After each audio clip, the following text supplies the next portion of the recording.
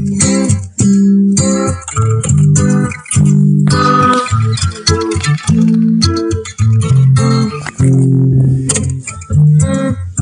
Explorer, the Explorer, the Explorer now.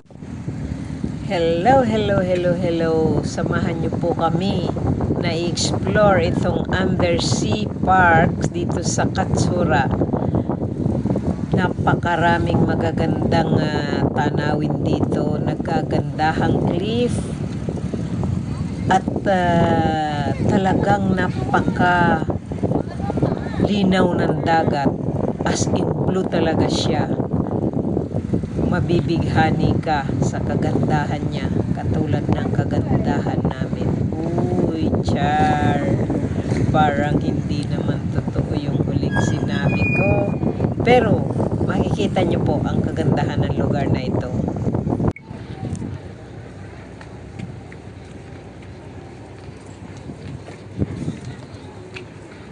Oo, parang hindi siya nainitan sa parang ngayon ko lang kita nakita na hindi nagagaya ng ng init sa praso. Ay, oo nga,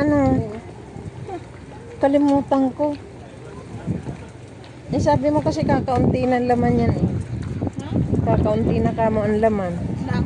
Yung yung damit.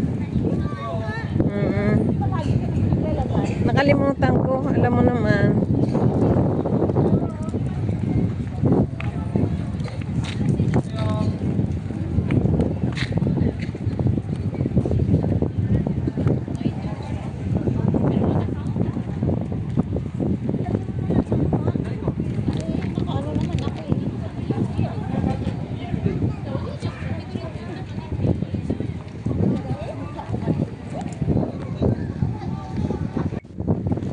Habang ang tinatahak namin ang bridge na nagko-connect sa undersea park, ay makikita nyo kaliwat kanan ang cliff.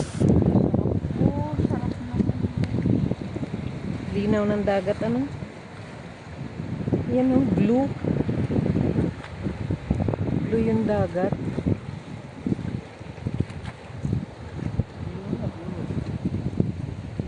Blue.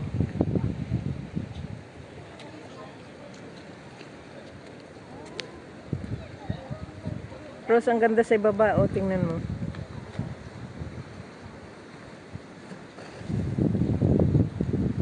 O, parang inukit.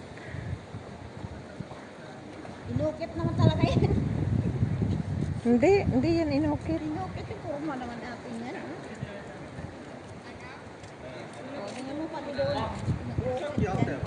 これさ、これ削ってんのは人が削ったんだよ昔。なんで？で、イワシとかをあそこに溜めてたんだって。で、このイワシをHalo. Naka-live ka ba? Akala ko video lang kinukuha mo.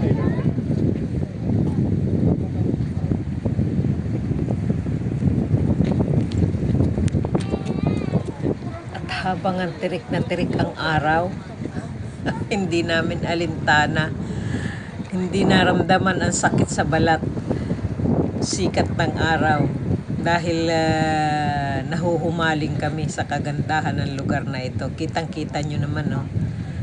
Pagka mahilig ka sa nature, talagang mai-inlove ka sa mga nakikita mo rito sa lugar na ito. Hindi mo mararamdaman kung gaano kahapdi sa balat ang init ng araw.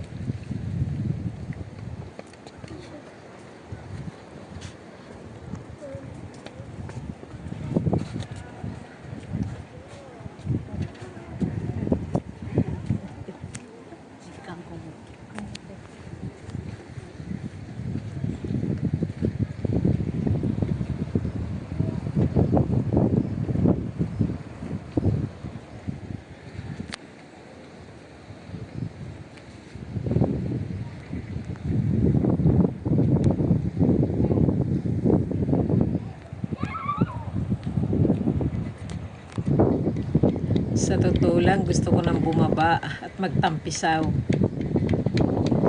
Magtampisaw sa ganda ng kulay ng blue water. At akyatin yung mga cliff na yan. Kaya. Ang daming pangarap sa buhay. Pero hindi, pag nakita nyo, kayo rin mabibighani. Baka gusto nyong umakyat o di mo isipin mo kung paano mo mararating ang tuktok ng mga cliff na yan. Yun ang aking iniisip. Kung paano ko aakyatin yung cliff na yan. Kaya sige guys, panoorin nyo na lang. Kasi ang hirap mag voice over. Watch it na lang, watch it.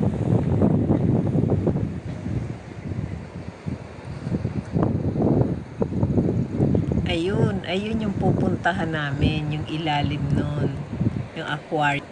Siguro nga mga ka-explore, mas magandang pakinggan yung hampas ng alon at hampas ng hangin kaysa sa aking boses. Kaya panoorin na lang natin, oh. Tignan mo. Ang haba pa ng lalakarin ko. Hindi ko alam kung yung kasama ko kung saan na naiwan. Enjoy na lang po sa panonood.